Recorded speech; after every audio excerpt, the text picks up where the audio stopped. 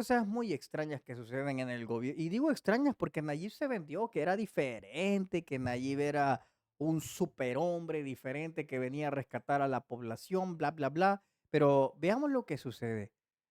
Un grupo por leche que nunca ingresó al país, como les contamos en otros videos. 5.1 millones fueron a Marel Group, una empresa de Mazatlán, Sinaloa, por latas de atún y pollo deshebrado que tampoco llegaron nunca. 2.5 millones se pagaron a Nice Moon, una empresa panameña, para que armara las canastas de alimentos. Pero según la Corte de Cuentas, ese trabajo lo hicieron miembros del ejército. Es decir, se pagaron millones por un servicio no recibido. Y así. Esto es una cosa muy extraña, ¿sabes? Es muy raro. ¿Cómo es que facturaron algo y pagaron supuestamente a una empresa para que hiciera el trabajo y resulta que quienes lo hicieron eran los militares? Es como ese fenómeno raro que sucede cuando hacen licitaciones de empresas que van a construir hospitales, que van a construir una cosa y la otra, pero de repente cuando usted empieza a poner atención quiénes son los que construyen, usted se da cuenta que son los reos en fase de confianza.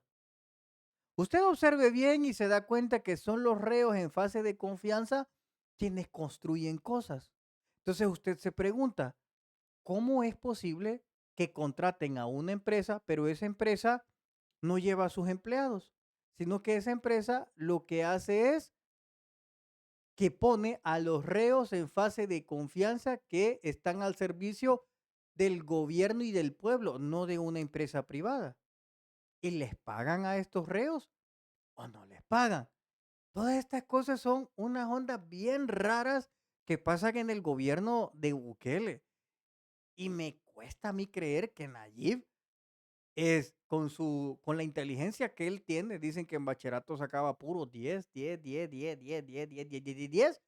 Sacaba en bachillerato. Entonces él dijo, ¿para qué voy a estudiar la universidad si en bachillerato saqué 10? Ya, pues así fue.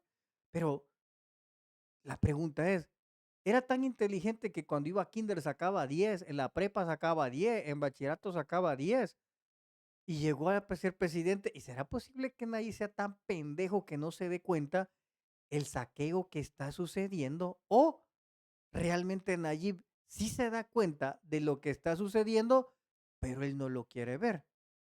Yo me inclino, honestamente, que Nayib, él no se da cuenta. Creo que Nayib están jugando con la nobleza de él y él no sabe de la corrupción. ¿Verdad, Nayib, que vos no sabes de la corrupción? Hay funcionarios que saben que hasta cuando hay un baño sucio en algún lugar, yo sé. Ups, este Nayib siempre llega, yo intentando defenderlo y él se hunde siempre solo.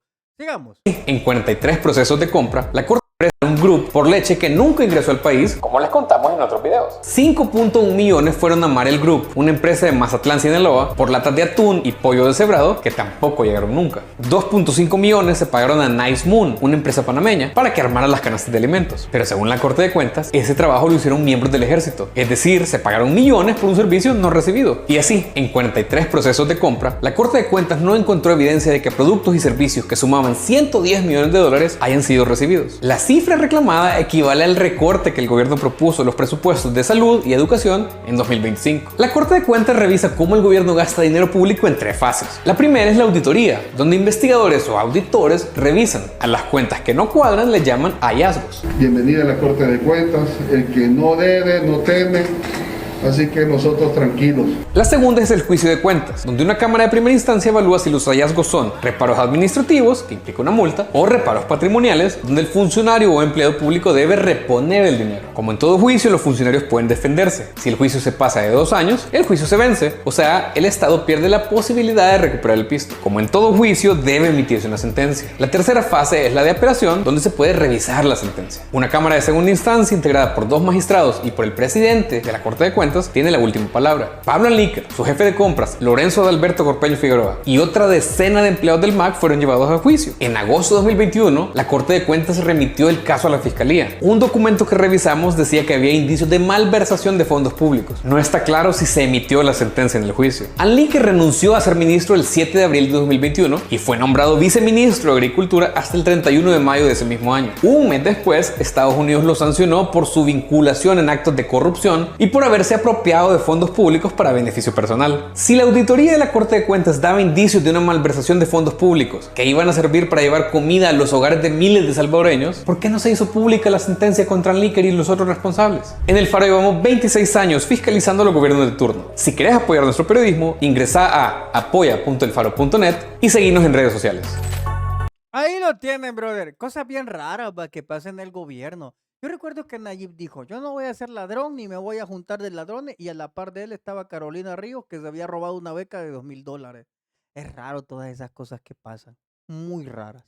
Pero bueno, brother, ahí lo tienen. Pagan por cosas, pero sin embargo las empresas no lo hacen y meten a los soldados. Luego dicen que contratan empresas para que hagan hospitales, hagan una cosa, hagan calles, y después nos damos cuenta que son reos en fase de confianza quienes están haciendo eso y no empresas.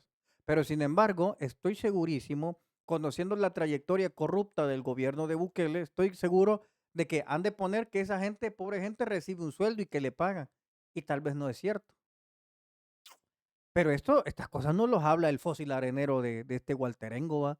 Eso no lo habla ni Romeo Lemos. Raro, ¿va? Que estos dos no lo hablen. Es raro. Pero bien, así son las cosas. Duela a quien le duela.